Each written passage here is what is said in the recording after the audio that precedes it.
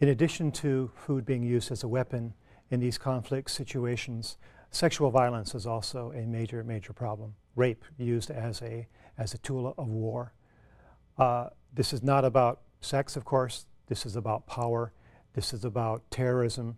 This is about instilling fear in communities where the opposing armies, the opposing interests in the conflict are simply trying to demoralize the community. And it works, of course, extremely well. This is a situation that I'm going to show you in Congo. This is a UN special investigator into crimes against women and rape in Congo. It's a Swedish diplomat. This is a news report about her visit to one of the communities where this has happened. And these are the women's stories from themselves in their own words. By helicopter across the Congo, to the east and to the forest, to the place where 2 months ago one of the worst atrocities of this country's endless war took place. We're travelling with Margot Wallström, the UN representative on sexual crime in conflict. She's come to investigate the mass rape of more than 300 village women by militiamen and Rwandan rebels. As we walked into Kampala village, there were no clues to what had happened here. No sign of the fear that drives the women to leave their houses at night and hide in the forest. The people celebrated the arrival of visitors. Maybe this woman, at last, would be the one to do something. And then we went into the meeting. Men were told to go to the back or outside. Women at the front, so they could tell their stories, each one more terrible than the last. Shedla Abedi, 62 years old, raped by a man young enough to be her grandson.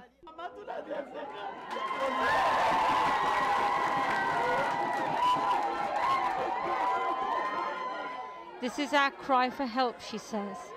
We're in pain. In this village, houses were looted, children kidnapped, and 35 women raped. You are our fellow woman, and we believe our enemies wouldn't hesitate to rape you if they were given the opportunity. They're merciless. Hard to know what to say or do. I think now is also time to wipe the tears for us and to start to act. The women told me that the armed men came on the night of July the 30th and started looting. I told them I had no money. They began to beat me and ordered me to lie on the floor. I don't think they expected me to resist, because when I did, they had to tie me up. Age was no protection. Shedla's 82-year-old neighbour was also raped. I suffered too, she said. The rapists are hiding in the jungle. Congolese troops are there too, supposedly fighting the rebels and militiamen. But they also loot and rape. It's not that no one knows. There have been hundreds of reports about rape in the Congo. And it's not that no one cares. There are dozens of non-governmental organizations here helping the victims. But the Congolese authorities don't seem to do anything about it. This is a lawless place.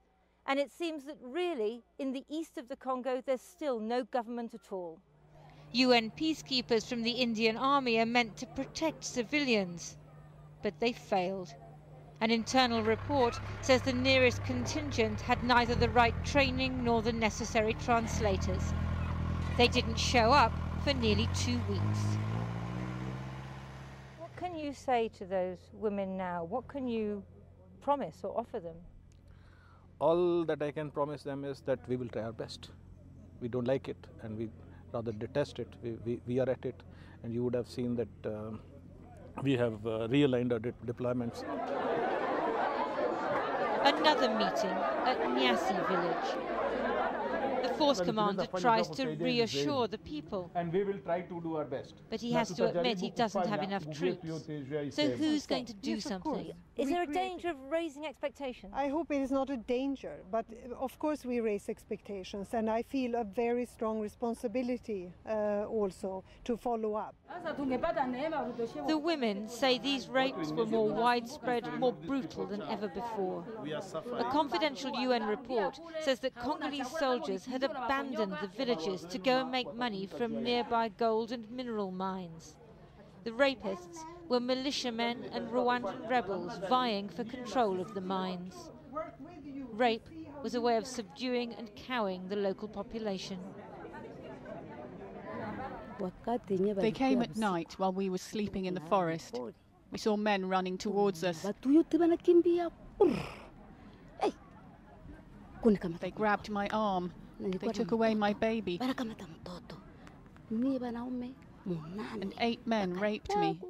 I was screaming, "I'm dying." I heard others screaming, "I'm dying." The whole forest was on fire. Women, children and men were all screaming. It was a nightmare. Rape carries a terrible stigma here, but the women told me despair has made them speak out. Our only hope is God. We had the courage to speak in public because we've had enough. We're like dying people who are no longer afraid of death because they know they're at the end of their journey. Tomorrow, Margaret Wallström will tell the women's stories to the UN Security Council in New York. I really think it is important to go after the perpetrators. They have leaders in exile in Paris that issue immediately statements. They follow very well what happens. And on Monday, Calix Mbarushimana, spokesman for the Rwandan rebel group implicated, was arrested in Paris under a warrant from the International Criminal Court. Last week, UN peacekeepers arrested Sadoke Mayele, a militia commander many women identified as being present during the assaults. He and other militiamen have been handed over to the Congolese authorities. So the question now is, will they follow through and prosecute? Watching and waiting, wind in their eyes. Displaced by war, refugees in their own land, the people of Kichanga camp come to see the VIP who appears from the sky. They're hopeful and curious. The women here say they run the risk of rape every time they leave the camp to collect firewood or water, as rebels and soldiers fight over access to mineral mines. They told Ms. Wallström their stories in private. A new law in America requires companies to trace conflict minerals from the Congo in products such as mobile phones, a move which could help protect the women. International reaction from both the European Union, from countries all over the world, to support and follow suit what the United States have already decided. And I think there is a responsibility on consumers and also on those that import and use these and produce these articles that contain conflict minerals. The UN visit's over. No one expects a quick solution to the endemic sexual violence here. Although charitable organisations try to help the women, the government doesn't seem to care. But the mass rape in August has generated such outrage, they're feeling some pressure. Maybe, just maybe, more will be done now to protect the women of the Democratic Republic of Congo. Lindsay Hilsum, Channel 4 News, Kampala Village. These are difficult issues, and I know it's difficult to watch that film. But it's also important to remember that this is the first step towards healing, is having these communities in a situation where they can talk to those who they feel can do something about what happened, is simply talking about their situation. And remember, this is a situation that we find in so many conflicts where there are no cameras, where maybe even those who are affected, the victims don't even survive the violence. It's women oftentimes going about their everyday work, that is gathering firewood, gathering water, doing their laundry, as you saw in the film, tilling their fields. They are vulnerable simply by the very fact of stepping outside of their villages oftentimes, and they become targets. And this is what has to stop. But again, although difficult as that was to watch, this is a key aspect of this effort, is to simply get the word out so that more in the world will understand how unacceptable this level of violence is.